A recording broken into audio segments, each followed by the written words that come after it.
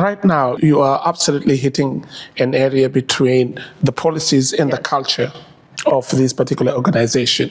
So in your view, if the culture is not adopting itself as the culture of a policy and law and everything obeyed, then whatever that we put in the companies, the policies themselves become meaningless. So the culture of the company comes much higher before adopting all of that. So where exactly the change starts then?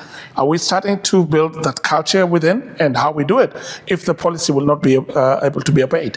Well, I mean, what you have to do if that's the situation is you have to look to the law, which sets the minimum standard for everything.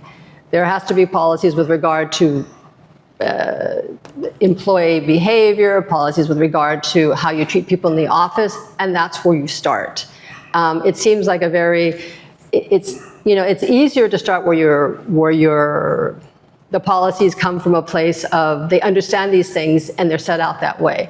But if you're in a situation where you may have the lovely policies and procedures, but no one's actually paying attention, I think it falls on the HR and your employment group to, work with the managers, work with those people that can start to change the culture. Because at the end of the day, if you don't respect your employees and there's not a level of fairness in how you deal with your employees, you're never going to be able to progress and meet the intention, meet the objectives and goals that you set out in these really wonderful policies, because you don't have any buy-in.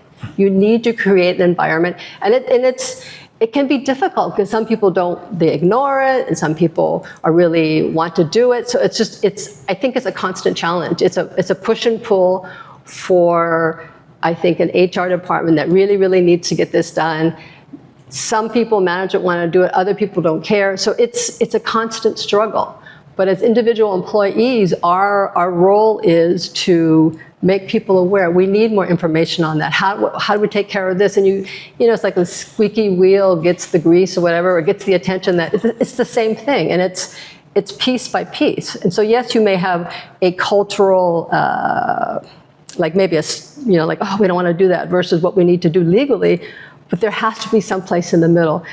As you come towards the middle, I think that companies will see, employees are actually working better because they feel more respected, they feel there's fairness, and it makes things easier. But it could take a while. It depends on the organization. There's no real one right answer, but it's a lot of things happening at the same time. Ms. Gloria, thank you very much for having us today. You're welcome. Thank you for having me.